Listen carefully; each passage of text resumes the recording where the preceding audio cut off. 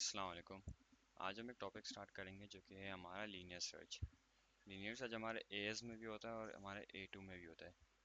As में full basic पढ़ाया जाता है, नॉर्मल सूडो कोड्स पढ़ाए जाते हैं और यही काम ए2 में भी होता है। पर ए2 में मोस्टली बच्चे एएस में पढ़ के आते हैं तो उसको वापसी रिपीट नहीं कराया जाता। ये नॉर्मली हमारे पी3 में इतना टेस्ट नहीं होता। एज में पी2 में टेस्ट होता है, पी3 में टेस्ट हो सकता है, ए2 में पी3 में टेस्ट हो सकता है पर इतना नहीं होता है। इसके सवाल मेनली आते हैं पी4 में आते हैं। खैर, अब ज़रा हम टॉपिक को ज़रा स्टार्ट कर लेते हैं सही से। लीनियर सर्च होता क्या है? लीनियर सर्च में it's linear search is also known as a sequential search. It is the most basic method to find an element in an array. इसका क्या मतलब बा? For example think of this like आपके पास ये चार cases हैं and आपके पास ये एक की है। आपको नहीं पता ये की किस तरफ चलेगी, या इसमें चलेगी, इसमें चलेगी, इसमें चलेगी, इसमें चलेगी, या तो इसमें चलेगी। तो मोस्टली आप क्या करते हैं, मोस्ट नॉर्मल ह्यूमन अप्रोच क्या होगी, पहले इसको चेक करेगा, फिर इसको चेक करेगा, फिर इसको चेक करेगा, फिर इसको चेक करेगा, फिर इसको चेक करेगा, जब तक ये आपको मिल नहीं जाती। आगे बढ़ते हैं। अब इसका कोड कैसे लिखते हैं? फॉर एग्जाम्पल आपके पास एक एरे है, ये आपका एरे है अल्फ़ाबेट्स का। मैं चाहता हूँ मैं इसमें W फाइंड करूँ। तो W फाइंड करने का तरीका क्या है कि हम एक किक करके हर अल्फ़ाबेट पे जाएंगे हमारे एरे में एंड चेक करते रहेंगे कि ये हमें मिला है या नहीं। इस एरे का नाम है हमारा अल्फ़ाबेट्स है। तो सबसे पहले हम क्या करते हैं, अपने ग्लोबल वेरिएबल्स को हम डिक्लेयर करते हैं, जिसमें से होता है हमारा डिक्लेयर अल्फ़ाबेट्स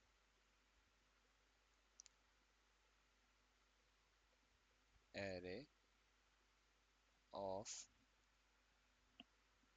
1 to 24 जितने अल्फ़ाबेट्स होते हैं स्ट्रिंग का। एंड देन इसके बाद हम डिक्लेयर करते हैं फाउंड, जो कि हमारा बनेगा बूलियन। इसके बाद हम डिक्लेयर करेंगे अपना सर्च वैल्यू जो हमें फाइंड करना है,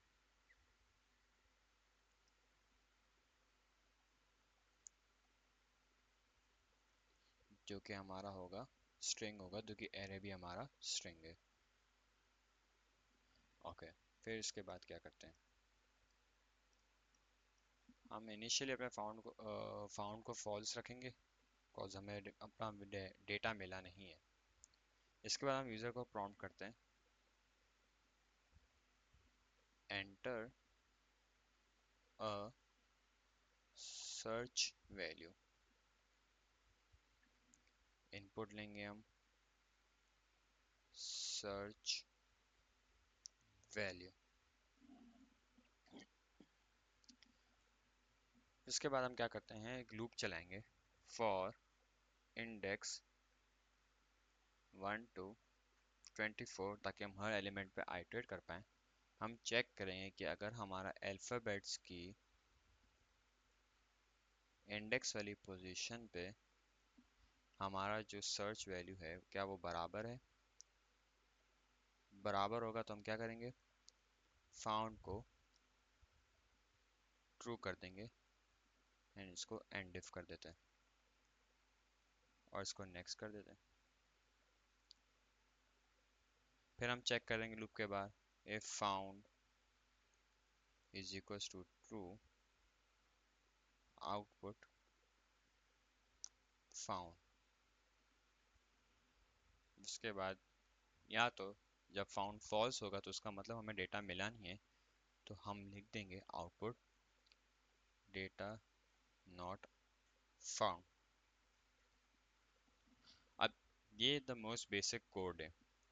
अब इस कोड को हम देखें तो ये काम कैसे करेगा। फॉर एग्जांपल ये हमारा जो था एरे था, उसको हम ज़रा यहाँ ले आते हैं। मैं एक एक करके, फॉर एग्जांपल मेरा सर्च वैल्यू मेरा यूज़र डालता है जो कि है डी, डी है। मुझे ये सर्च करना है। मेरी इंडेक्स क्या है, इनिशियली मेरा 1 होगा। अच्छा, और मेरा फाउंड क्या होगा, फॉल्स होगा। ये होता है ड्राई रन कहते हैं इसे, होपफुली आप जानते होंगे। तो सबसे पहले तो हम ये वाली लाइन पढ़ते हैं। यहाँ हमने कर लिया, सर्च वेल डाल दिया जो कि हमें डी करना है, एंड फिर इंडेक्स चला, इंडेक्स की वैल्यू में 1 असाइन कर दी। सबसे पहले हम चेक करते हैं क्या मेरे अल्फ़ाबेट्स इंडेक्स में, क्या मेरा ए मेरे डी के बराबर है। नहीं ना, फॉल्स। तो हम ये वाली लाइन स्किप कर देंगे, वापसी चलाएंगे, इंडेक्स की वैल्यू हमारी हो जाएगी 2 हो जाएगी। इसी तरह क्या बी मेरे डी के बराबर है, नहीं, तो आगे बढ़ेंगे हम, इंडेक्स वैल्यू 3 होगी। क्या मेरा सी डी के बराबर है, नहीं, इंडेक्स की वैल्यू 4 रहेगी। क्या मेरा डी डी के बराबर है, यस, तो इसके लिए हम फाउंड कर देंगे ट्रू।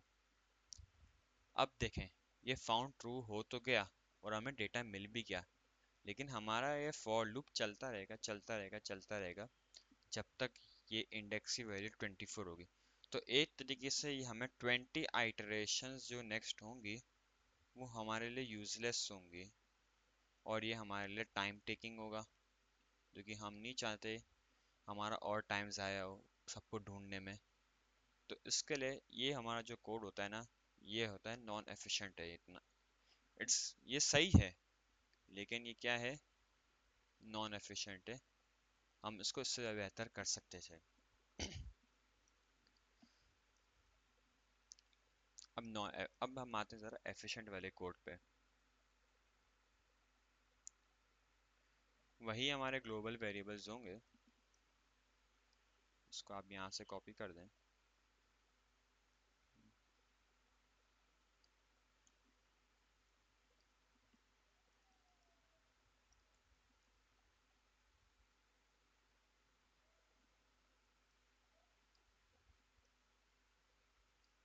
इसमें हम एक और वेरिएबल लेंगे, वो होगा हमारा काउंट होगा, क्योंकि हम इसमें रिपीट का लूप यूज़ करेंगे। काउंट, काउंट की डेटा टाइप होती है इंटीजर होती है। अच्छा, काउंट इनिशियलाइज हमारा होगा 1 से, फाउंड को हम इनिशियलाइज करेंगे अपना फॉल्स से, एंड देन हम यूज़र को प्रॉम्प्ट करेंगे कि एंटर करें एक सर्च वैल्यू। बेसिक यहाँ तक आपको शायद समझ आ जाएगा। अब हम चेक करेंगे, इसको चलाएंगे रिपीट से। सबसे पहले हम क्या लिखेंगे, इफ, ओ सॉरी, रिपीट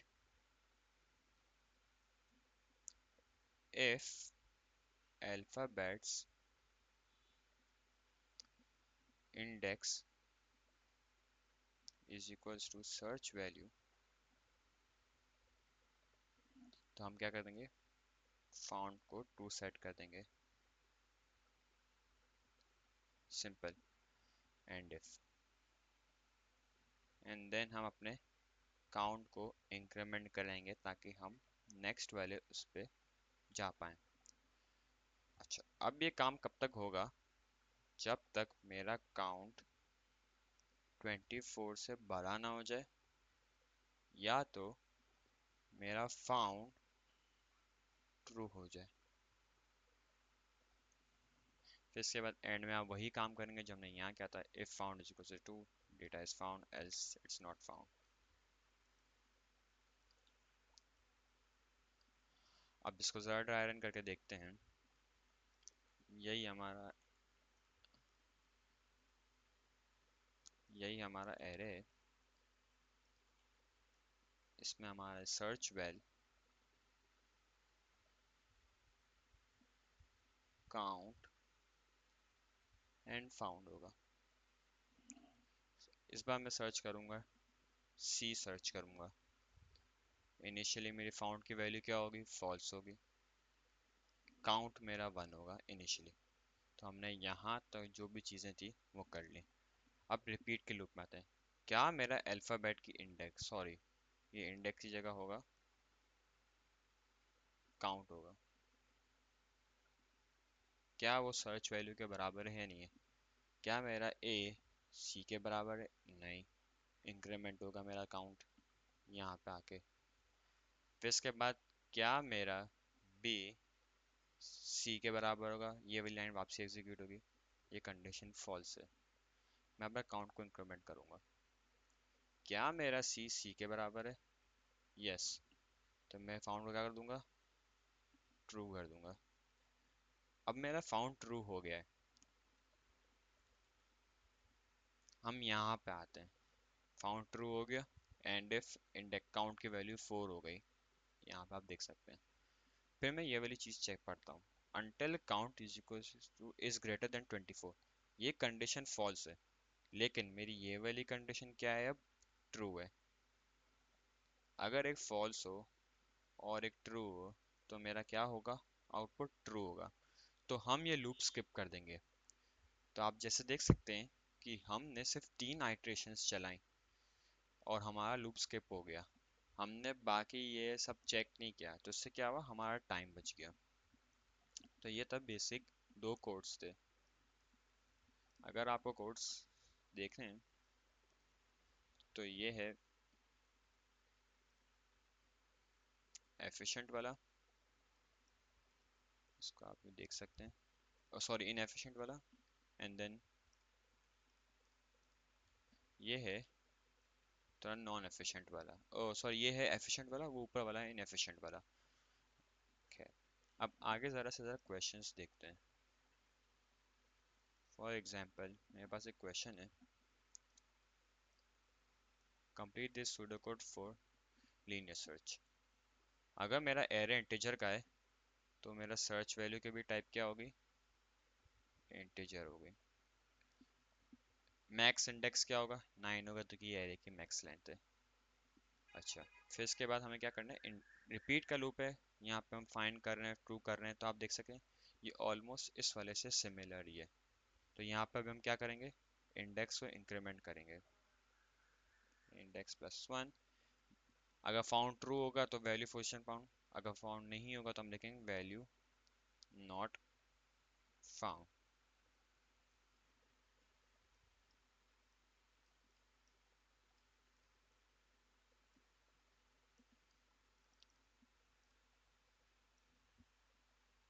अब अगला जो पार्ट है, जहाँ से यहाँ से A2 के बच्चे देख लें, एस के बच्चों के लिए ये नहीं है अगला पार्ट, क्योंकि इसमें ज़रा मैं पाइथन सिखाऊंगा एंड इसमें मैं कॉम्प्लेक्सिटी के बारे में बताऊंगा कोड की।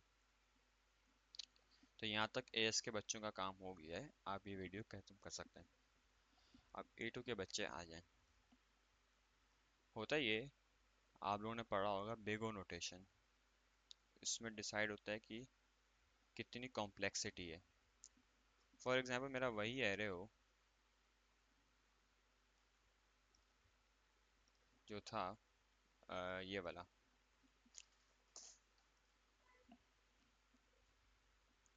तो अगर यही वाला अगर एरे होता और आपको 1 सेकंड लगता एक वर्ड को चेक करने में, तो टोटल कितना टाइम लगता आपको हर एलिमेंट को चेक करने में?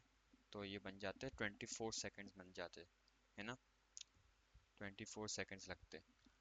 तो इसका मतलब ये हुआ जितने नंबर ऑफ एलिमेंट्स होंगे उतना आपको टाइम लगेगा। तो इसकी कॉम्प्लेक्सिटी का ग्राफ ऐसे बनता है।